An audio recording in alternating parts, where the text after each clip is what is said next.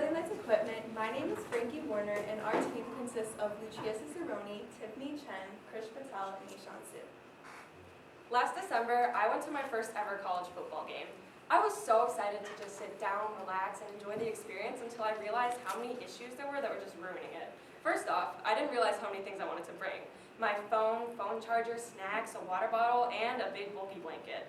So we put a majority of our things into a backpack, but there was nowhere to put the blanket because it wouldn't fit in the backpack, and so we carried it loose, but then it was flying around everywhere and unfolding, and it was just a big mess. But no, I wasn't the only one that had this problem. I started to notice so many people around me struggling with this exact same issue. This made me realize, why is it so hard to just carry a blanket? This allowed us to determine that blankets are bulky and inconvenient to carry. This brings us to our product, the Northern Lights blanket. Right now it's in its backpack form, but it unravels into a long blanket. There's a lot of pocket space up here, and the outer material is a waterproof material, and then when it's unraveled, it's a warm fleece material. And it's perfect for any outdoor events.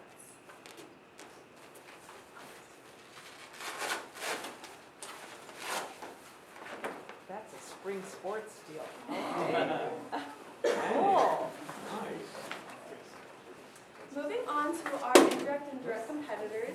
Our direct competitor is the Pendleton Packable blanket, which is a blanket that ravels up into a purse. It's lightweight, machine washable, and is water resistant. It's sold on Amazon and at Costco. And compared to our blanket, it doesn't have as nice of a fleece material, and then it also it doesn't have as much pocket space. Moving on to our indirect competitors, we have the Pavilla, and then we also have the Northeast Fleece. The Northeast Fleece is similar to our blanket, except it doesn't ravel up into a backpack. And then the Pavilla is a pillowcase that unravels into a blanket, but it is not waterproof. Moving on to our ideal customer segments, we hope to primarily target parents who go to weekly outdoor events, whether it's outdoor sports games or concerts or camping and hiking trips. And then we determined this by conducting over 85 interviews this school year. And the people who we primarily interviewed were these parents going to that weekly outdoor events. So this leads us to our minimal viable product phase. And in this phase, we wanted to validate if our product had the correct price, if it had the desirable features, and if we were using the correct channels to reach our customers. So we decided to implement two strategies to reach our customers: a social media platform that led them to our landing page, and a pop-up booth. So starting out with the pop-up booth, we started out with setting up these booths around the Barrington area, like the storefront of the Jewel Osco, as well as many home sporting games. This was a great way to get direct feedback from our community, as well as get a lot of free orders from parents. After experimenting with the Barrington area, we decided to set up our booth in places like the Crystal Lake Dole Market, Farmers Market. And this was a great way to meet other small businesses as well as interact with people that weren't around our community. And expanding our outreach was super important because it ensured that people only knew us from our product, therefore they could only judge us based on what we presented to them. So we had a goal to reach 150 people and get 100 pre-orders. And after 2 months of MVP testing, we got 90 pre-orders and 26 interests. Interests were just people that were willing to learn more about our product, but were not necessarily ready to purchase it. However, they did either leave an email or have ways to contact us. I'm sorry, you may have just said it. Pre-order, what was the price? 90 pre-orders. Now, how much were you charging people for it? Oh, these were email pre-orders. So we were just But did people say, I order it regardless of the price? The currently costs around $40. Yeah, but 40? 40. Yeah, 40. 40. Okay, thanks. I don't want to The even more than second I just did. Sorry. The second way we reached out to our target audience was through social media, mainly Instagram. We've been actively making posts to update our followers on where we're at and to encourage them to pre-order our blanket. We also used our funding money to boost some of these posts as paid ads, and we also purchased a website domain, which helped a lot with reaching more people. With $30, we reached a total of 34,540 people, both equally men and women, 909 website taps, and most were from ages 18 to 44. Our goal with this was to reach more people from other areas and direct them to our landing page. So the feedback that we gained from our potential customers were super important to us, especially with the cost. We we got a lot of negative responses when we were first marketing our blanket for $80, which is why we brought it down to $40. And although this did make our profit a little bit smaller, we actually assumed that if people were more willing to buy our blanket at a lower price, it would actually increase our revenue. And the second thing we changed was our target customers. So at the farmers market, it was people of older age, like 60 plus, and so we weren't as successful as previous locations. However, the people that did come up to us and put down their emails were pretty much middle-aged couples, which is why in the future we want to target areas that cater to this group of people. The other main important thing that changed was our product. So first of all, we have our first model that we created. It was what I call hot glue gun model because I made it in my basement. And what it featured was, it featured basically just a concept of what we wanted it to look like. It had kind of poorly implemented pockets and a strap and pleats, but it really was able to usher in the newest, our second model, which actually featured PUL, backpack straps, 3 pockets, and a buckle to actually close everything together. This was something that we presented to people, and it allowed us to get community feedback. We took that community feedback and we made our third model. This one, we got rid of the mesh pocket, people didn't like it. We made 2 pockets that were bigger. We added more buckles, that way the blanket couldn't unravel while it was still buckled. And we also rotated the backpack straps because otherwise the blanket was falling out to the sides. Then we showed this, especially around the Dole's Dole's Farmers Market, and we changed our design one last time. The main thing was that people wanted to be able to have an easier folding mechanism because it was being a little bit complex. So having this on the outside allows for people to be able to kind of understand how it folds really easily. We also have the pocket and the straps a little bit different, and also we have Velcro and strings as opposed to buckles because they were more secure. Lastly, we also made the blanket bigger due to community requests. In terms of our direct channels, we're still going to do the website and the pop-up booths as we did before.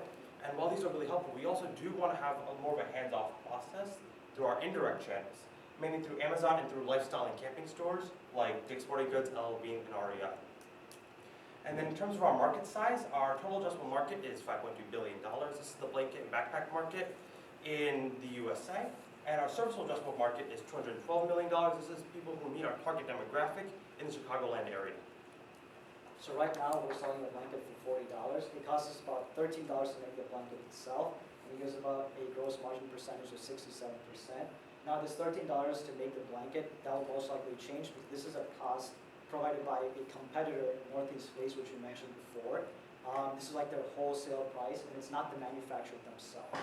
So if we move on to our grade 1, we estimate about 650 blankets sold, mainly just here in the Barrington area. Gives in about a $26,000 in revenue, as well as $3,900 in net profit. This is really small market share percentage, but if you move on to year 5, this explodes to $5.2 million with a net profit of $395,000, because starting in year 3, we have ideas for new products we want to introduce that goes along with our company. We'll also be using indirect channels starting in year 3, Amazon, REI, LL Bean, to get our product out to more locations and more people. In terms of our total uses of capital, we put a little pie chart. We need like 1 month's worth of marketing. This is just to get us on our feet until we can get like an LLC of what this is done. This falls into our administration costs, which would be stuff like copyright, patent, trademarks for our business. We also need to have about $500 in prototype refinement. The L model we have right now over there, it's not our final model. We still want to make some minor revisions before we send it out like en masse to like a manufacturer. And we also need a bit of a liquidity cushion as well as our cumulative costs as part of the total uses of capital. This all leads to about $7,500 in our total uses of capital. However, us as a group, we're all pledged to put forward $100 each over the summer. We really think this is a really good idea. We've heard awesome things back from people. So we really want to keep it, the price that we have, like the percentage of our company we're going to give out really low. So you as an investor will actually just pay $7,000 instead. Our post-money valuation is $151,000. Finally, our exit strategy is to sell to a strategic buyer, REI, LL Bean, any of those camping/outdoor companies, giving us an internal rate of return of 58.3% and a money multiple of 8.9 times. So we are asking for $7,000 in exchange for 4.6% of our company, and we really hope that you take into consideration all of the passion and drive and the dedication that all of us have for our company the difference that we want to make with our products. We also wanted to thank you also so much for being here today and for listening to us. So we are Northern Lights Equipment, here to bring you hassle-free happiness.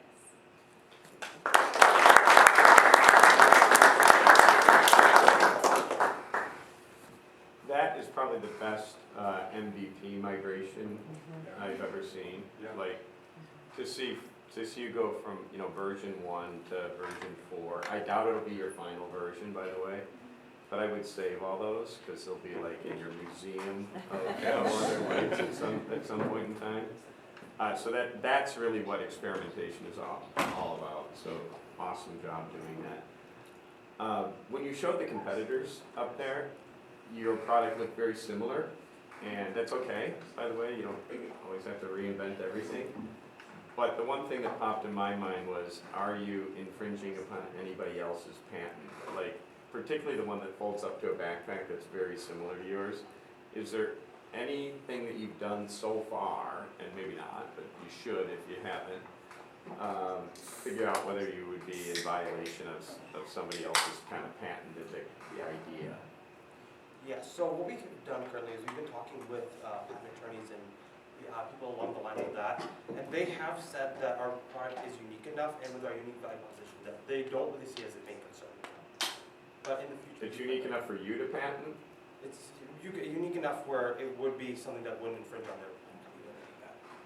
Okay, I mean, it looked very similar to the backpack one that folded up, and they may have beat you to the punch. I doubted it. I mean, a blanket that folds into a unique way maybe it's patentable or not. But, okay. Well, sometimes we just put a pocket into something or providing another use to make it outside of infringement. So, but it sounds like you're talking to people to get that question answered, which is the most important thing. I thought it was a great presentation. It's a great product. I wish I had it at BZ last week. Yes.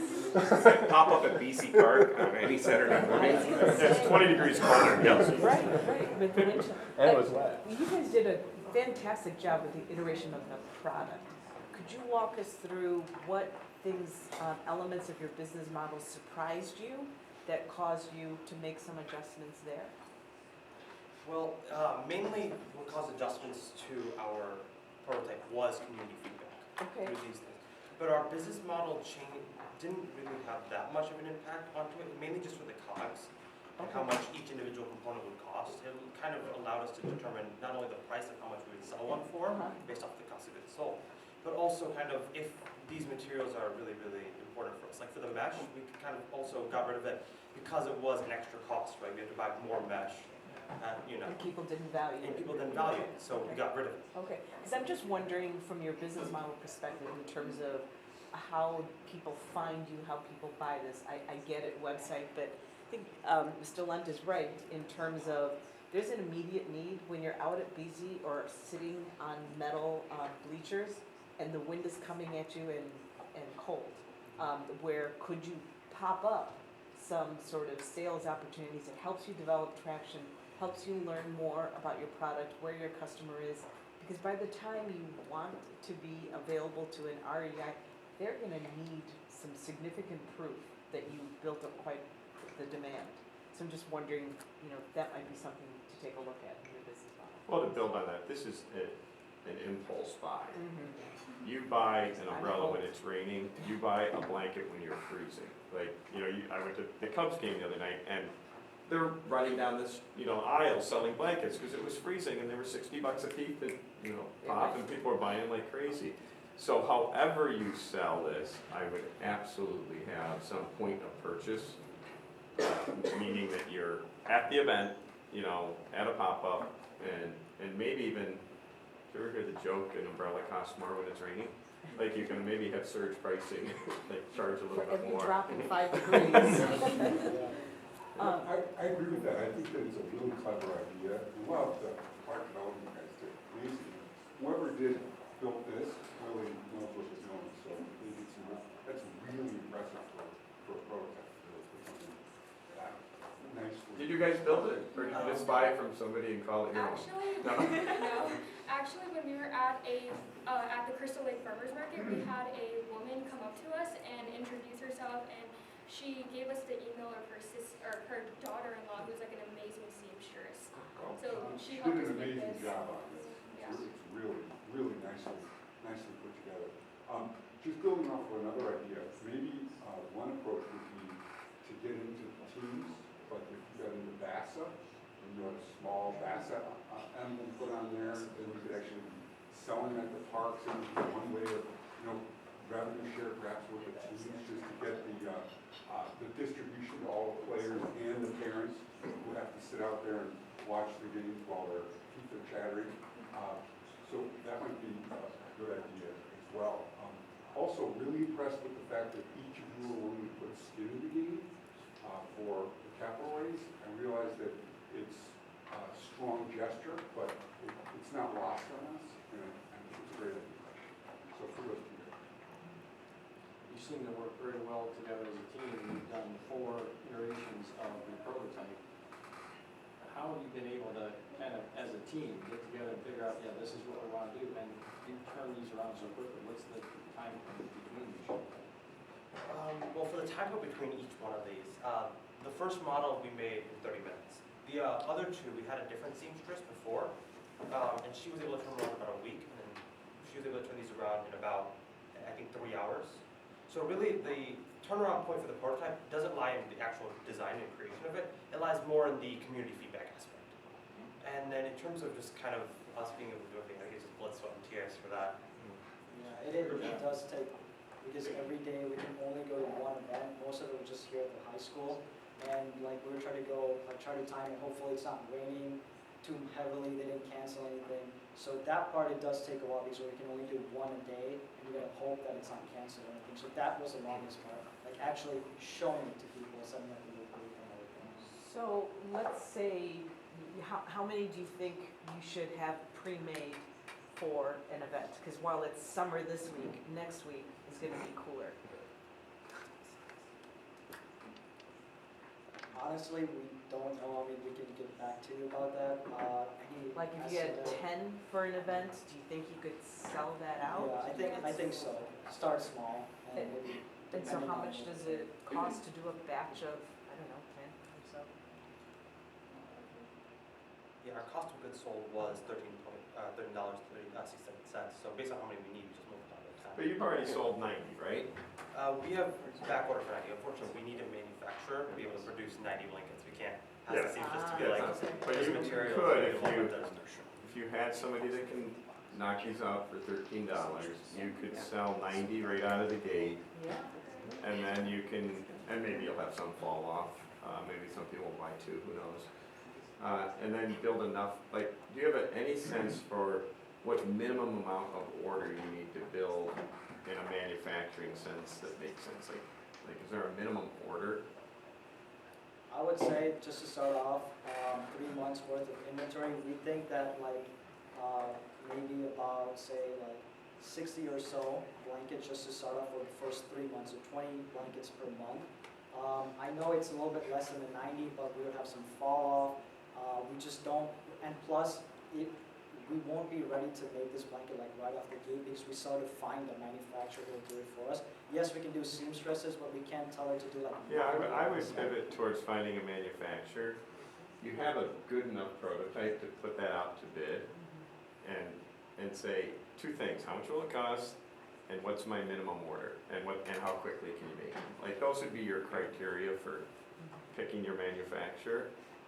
And this is one of these things that you just build as much inventory as you can afford in your capital raise, and then sell them and buy more, and sell them and buy more, and Right. you'd be surprised how much self-funding you can do with this.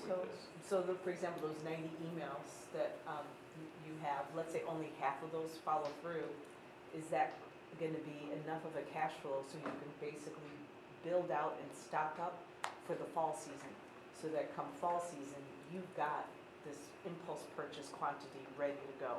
Because you know that it's going to be a day when wonderful, beautiful fall suddenly starts to be really cold, and you can actually start selling them point of purchase. And then does that allow you to build up enough revenue for the spring season, which is really winter season?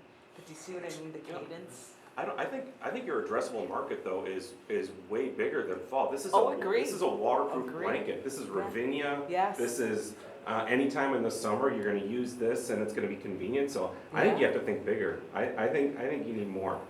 All right, there you go. Awesome. Pitbull's coming to Ravinia. Exactly. You can I mean, dance on if top. you were to just go out and build 1,000 of these at $13, that's $13,000. And when you sell them for 40, you make 27 on each one, right? So you get 27, then you get $27,000 back, and then you go out and do 2,000, and then you get $5,400 back. I mean, play around with that math, but I think it's not tens, dozens of these that you build, it's a matter of hundreds, and you're gonna need that amount of volume to get any manufacturer at all interested. Like, no one's gonna give you an order like, oh yeah, I'll do 10 of these.